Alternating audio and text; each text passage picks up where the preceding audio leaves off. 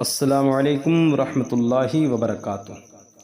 دوستو، آپ سن رہے ہیں راشد رضا وائس۔ امید ہے آپ خیر و عافیت سے ہوں گے۔ آج پھر ایک بڑا دلچسپ واقعہ لے کر حاضر ہوئے ہیں۔ ایک بزرگ جن کا نام حضرت شیخ ابو عبداللہ اندلسی کا عبرت ناک سبق آموز واقعہ۔ حضرت ابو عبداللہ اندلسی بہت بڑے بزرگ، زاہد، عابد اور عارف باللہ کے علاوہ حدیث و تفسیر میں بھی ایک مایہ ناز جلیل القدر امام اور مفسرین محدث تھے۔ کہا جاتا ہے کہ آپ کو 30,000 حدیثیں حفظ یاد تھیں اور قرآن مجید کو تمام روایات میں قرأت 17 پڑھتے تھے۔ ایک مرتبہ آپ نے سفر کا ارادہ کیا۔ آپ کے تلامذہ اور مریدین کی جماعت میں بہت سے تلامذہ اور مریدین بھی آپ کے ساتھ چلنے لگے، جن میں حضرت جنید بغدادی اور حضرت شبلی بھی تھے۔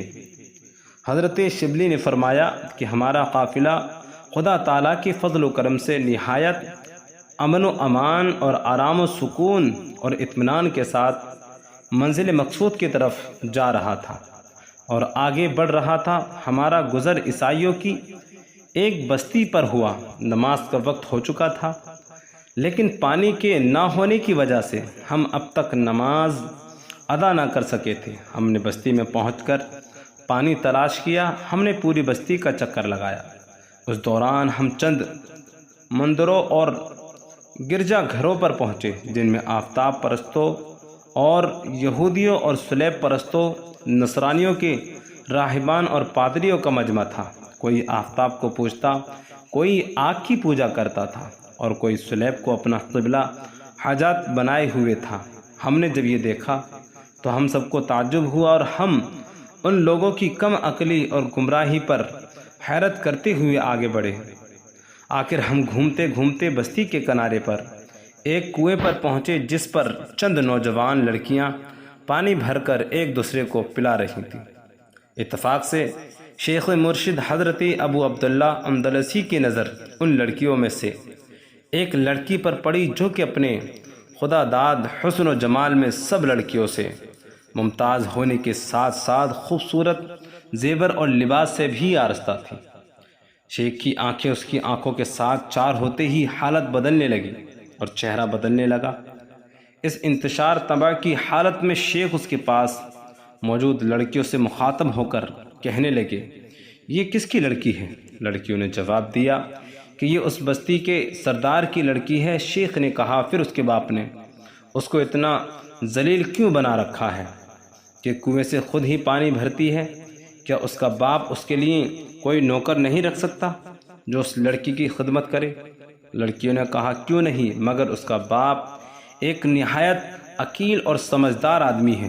اس کا مقصود یہ ہے کہ یہ لڑکی اپنے باپ کے مال و متاع، خشم و خدم پر تکبر کرتے ہوئے کہیں اپنی فطری اخلاق خراب نہ کر بیٹھے اور نکاح کے بعد شوہر کے یہاں جا کر اس کی خدمت میں کوئی کسر نہ چھوڑے۔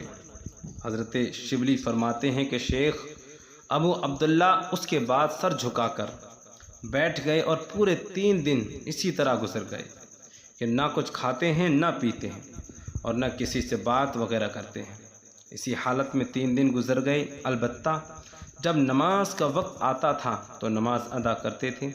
مریدین اور تلامذہ کی کثیر تعداد شیخ کے ساتھ تھی، لیکن سب سخت پریشانی میں تھے کہ کوئی تدبیر نظر نہیں آتی تھی۔ حضرت شبلی فرماتے ہیں کہ تیسرے دن یہ حالت دیکھ کر میں نے آگے قدم بڑھایا، تعجب اور پریشان حال میں کہا کہ کچھ تو فرمائیں، کیا وجہ ہے؟ شیخ نے قوم کی طرف متوجہ ہو کر فرمایا، میرے عزیزوں، میں اپنی حالت تم سے کب تک چھپا سکوں گا؟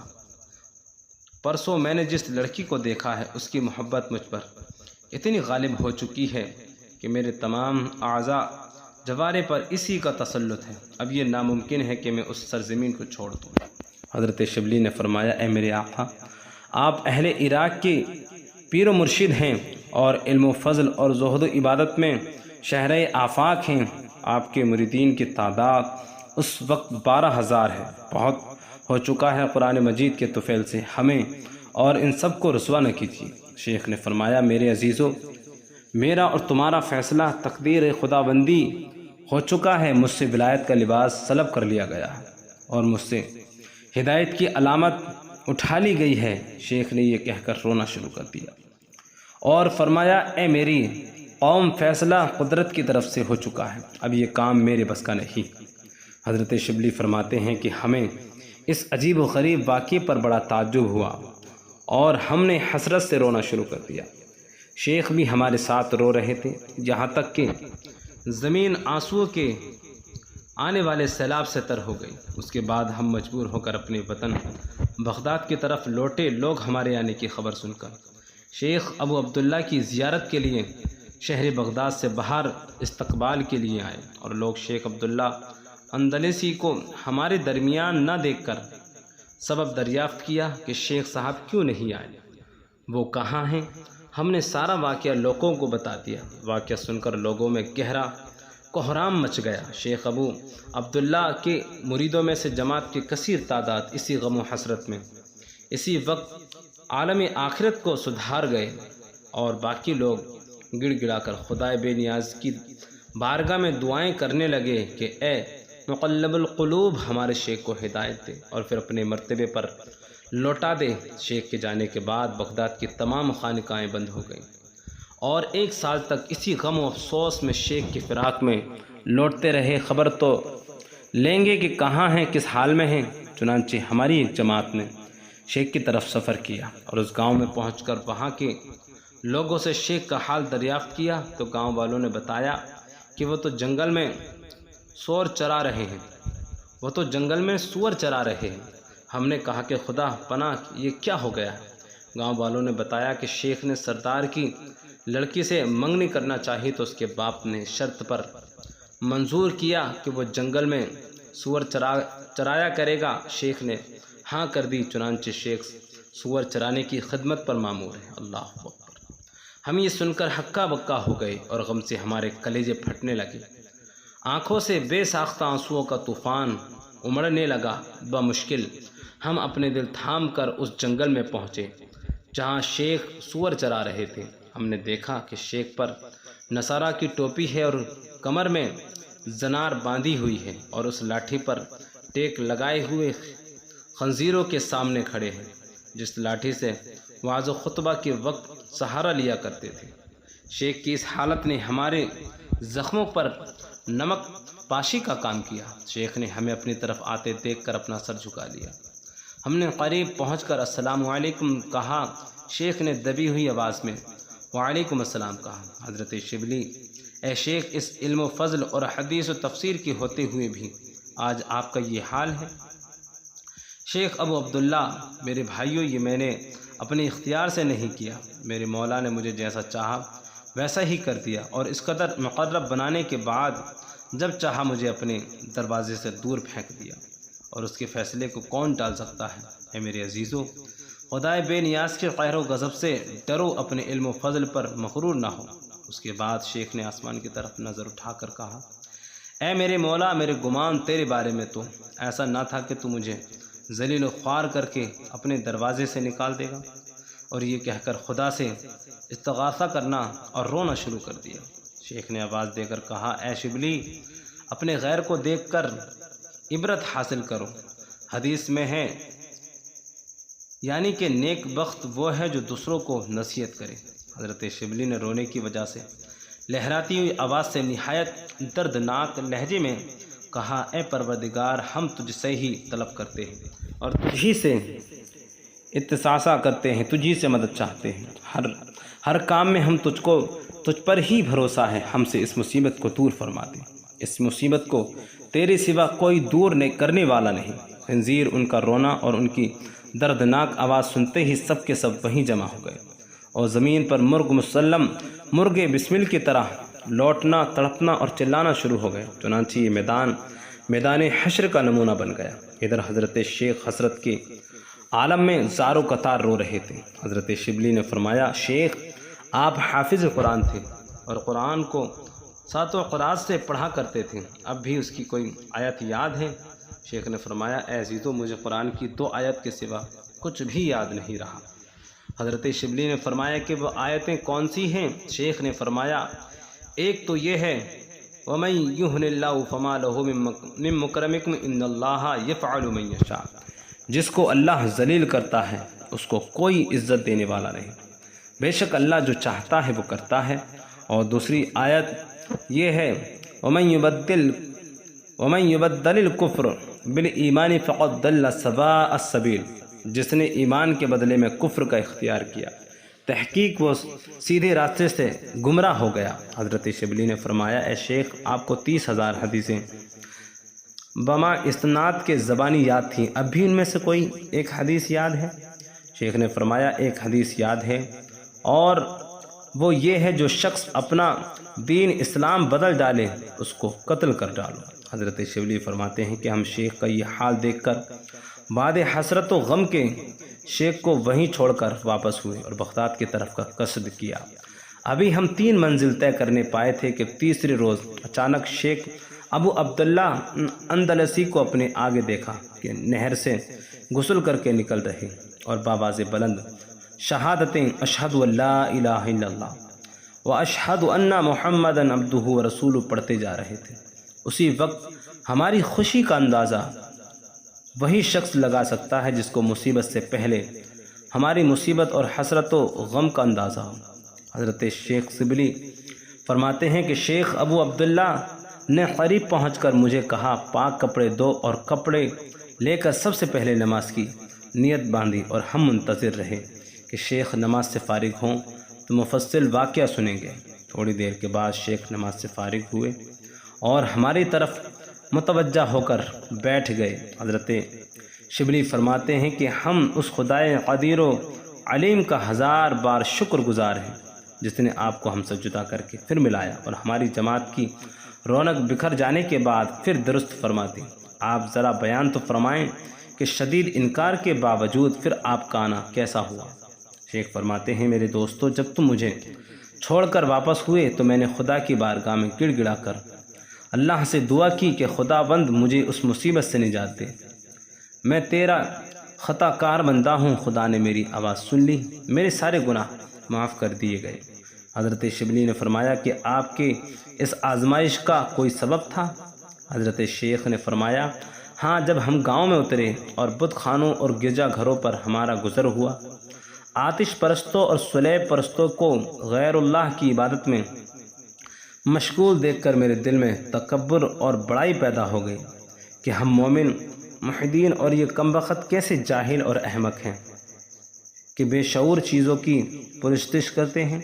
مجھے اسی وقت ایک غیبی آواز آئی کہ یہ ایمان و توحید جو کچھ بھی تمہارا ذاتی کمال نہیں، یہ سب کچھ ہماری توفیق سے ہے کہ تم اپنے ایمان کو اپنے اختیار میں سمجھتے ہو جو ان کو حقیر سمجھتے ہو۔ اگر تم چاہو تو ہم تمہیں ابھی بتلا دیں۔ اور مجھے اسی وقت یہ احساس ہوا کہ گویا کہ ایک پرندہ میرے قلب سے نکل کر اڑ گیا جو کہ در حقیقت ایمان تھا۔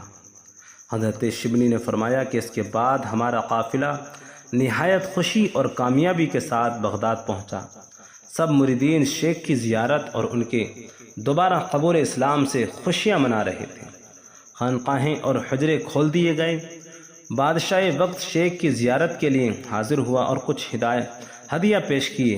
شیخ پھر اپنے قدیم شغل میں مشغول ہو گئے اور وہی حدیث و تفسیر، وعظ و تذکیر، تعلیم و تربیت کا دور شروع ہو گیا۔ خدا بند عالم نے شیخ کو بھلایا ہوا علم پھر عطا فرما دیا، بلکہ اب نسبتاً پہلے سے ہر علم و فن میں ترقی تھی۔ تلامذہ کی تعداد 40,000 ہو گئی اور اسی حالت میں ایک مدت گزر گئی۔ ایک روز ہم صبح کی نماز پڑھ کر شیخ کی خدمت میں بیٹھے ہوئے تھے کہ اچانک کسی شخص نے حجرے کے دروازہ کھٹکھٹایا۔ میں دروازے پر گیا تو دیکھا کہ ایک شخص سیاہ کپڑوں میں لپٹا ہوا کھڑا ہے۔ حضرت شبلی نے فرمایا آپ کون ہیں؟ کہاں سے آئے ہیں؟ کیا مقصود ہے؟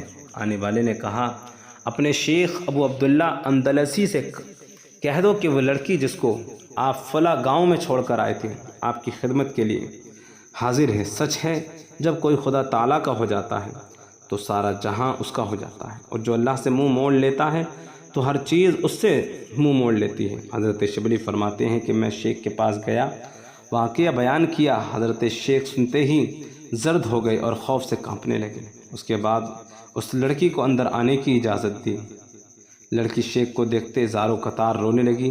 شدت غم دم لینے کی اجازت نہیں دیتا تھا کہ یہ کچھ کلام کرے۔ شیخ نے لڑکی سے مخاطب ہو کر فرمایا، تمہارا یہاں کیسے آنا ہوا اور یہاں تک کہ تمہیں کس نے پہنچایا؟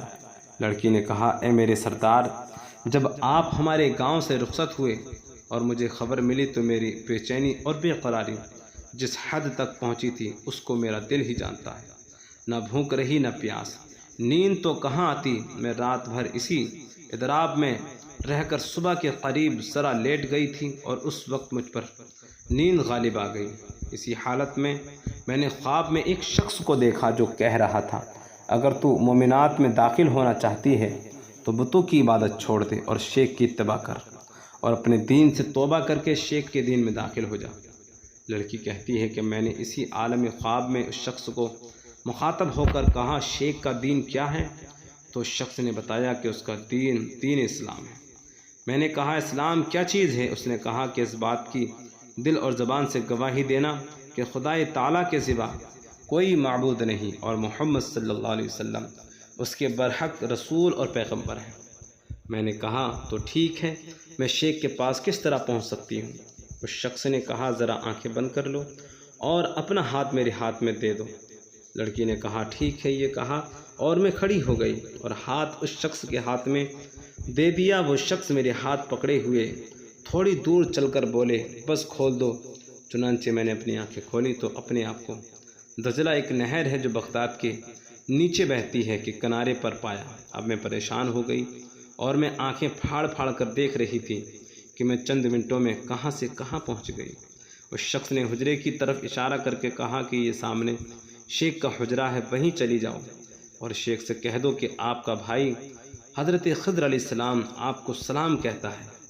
میں اس شخص کے اشارے کے موافق یہاں پہنچ گئی اور اب آپ کی خدمت کے لیے حاضر ہوں، مجھے مسلمان کر لیجیے۔ شیخ ابو عبداللہ اندلسی نے اس لڑکی کو مسلمان کر کے اپنے پڑوس کے ایک حجرے میں ٹھہرا لیا کہ یہاں عبادت کرتی رہو۔ لڑکی عبادت میں مشغول ہو گئی اور زہد عبادت میں اپنے شریک کثیر لوگوں سے سبقت لے گئی۔ دن بھر روزہ رکھتی اور رات بھر اپنے مالک و خالق بے نیاز کے سامنے ہاتھ باندھے کھڑی رہتی۔ محنت سے بدن ڈھل گیا، ہڈی اور چمڑے کے سوا کچھ نہیں نظر آتا تھا۔ آخر اسی میں مریض ہو گئی اور مرض اتنا بڑھ گیا کہ موت کا نقشہ آنکھوں کے سامنے آنے لگا، اور اب اس کا سفر آخرت آ پہنچا اور اس کے دل میں اس کے سوا کوئی حسرت باقی نہیں رہی کہ ایک مرتبہ شیخ کی زیارت سے اپنی آنکھیں ٹھنڈی کر لی جائیں، کیونکہ جس وقت اس حجرے میں مقیم ہوئی تھی اسی وقت سے نہ شیخ نے اس کو دیکھا اور نہ ہی شیخ کی زیارت ہو سکی، جس سے آپ چند گھڑی کے مہمان کی حسرت و غم کا اندازہ کر سکتے تھے۔ آخر شیخ کو بلوایا بھیجا کہ موت سے پہلے ایک مرتبہ میرے پاس آ کر شیخ کی زیارت ہو جائے۔ شیخ یہ سن کر فوراً تشریف لائے، جہاں وہ لڑکی حسرت بری نگاہوں سے شیخ کی زیارت کے لیے ترس رہی تھی، مگر آنسوؤں میں ڈوبی ہوئی آنکھیں اسے ایک نظر بھی دیکھنے کی مہلت نہیں دیتی۔ لیکن اس لڑکی کی زبان بے زبان یہ کہہ رہی تھی، دم آخر ہے ظالم دیکھ لینے دے نظر بھر کر، سدا پھر دیدائے تر کرتے رہنا اشک افشانی۔ آخر شیخ صاحب آئے تو لڑکی نے لڑکھڑاتی ہوئی زبان اور بیٹھی ہوئی آواز سے اتنا لفظ کہا، السلام علیکم ورحمۃ اللہ وبرکاتہ۔ شیخ نے شفقت آمیز آواز سے سلام کا جواب دینے کے بعد فرمایا، تم گھبراؤ نہیں، انشاءاللہ ان قریب ہماری ملاقات جنت میں ہونے والی ہے۔ لڑکی شیخ کے ناصحانہ کلمات سے متاثر ہو کر خاموش ہو گئی، اور اب یہ خاموشی اور مہر سکوت صبح قیامت سے پہلے نہ ٹوٹے گی۔ اس خاموشی پر کچھ دیر نہیں گزری تھی کہ مسافر آخر نے اس دار فانی کو خیر آباد کہا، انا للہ و انا الیہ راجعون۔ شیخ اس لڑکی کی وفات پر غمزدہ ہوئے، مگر شیخ کی حیات بھی دنیا میں چند روز سے زائد نہیں رہی۔ حضرت شیخ سبلی فرماتے ہیں، چند ہی روز کے بعد شیخ صاحب اس عالم فانی سے رخصت ہو گئے۔ کچھ دنوں کے بعد میں نے شیخ کو خواب میں دیکھا کہ جنت کے ایک پرفضا باغ میں مقیم ہیں اور 70 حوروں سے آپ کا نکاح ہوا ہے، جن میں پہلی وہ عورت ہے جس کے ساتھ دنیا میں نکاح ہوا۔ وہ عورت یہی لڑکی تھی، اور اب وہ دونوں ابدو آباد جنت کی بیش قیمتی نعمتوں میں خوش و خرم ہیں۔ حاصل کلام یہ ہے کہ اس واقعے سے سبق ملتا ہے، معلوم ہوا کہ بے شک یہ تکبر ایسی بری بلا ہے کہ شیخ المشائخ تک کو بھی کہاں سے کہاں تک پہنچا دیا۔ اللہ تعالیٰ ہی محض اسے اپنے فضل و کرم سے اس مصیبت سے بچائے، آمین، اور اس واقعے سے عبرت حاصل کرنے کی توفیق عطا فرمائے۔ دوستو، یہ واقعہ آپ حضرات کو پسند آیا تو ہمارے چینل کو سب سے پہلے سبسکرائب کر کے بیل آئیکن کو ضرور دبائیں۔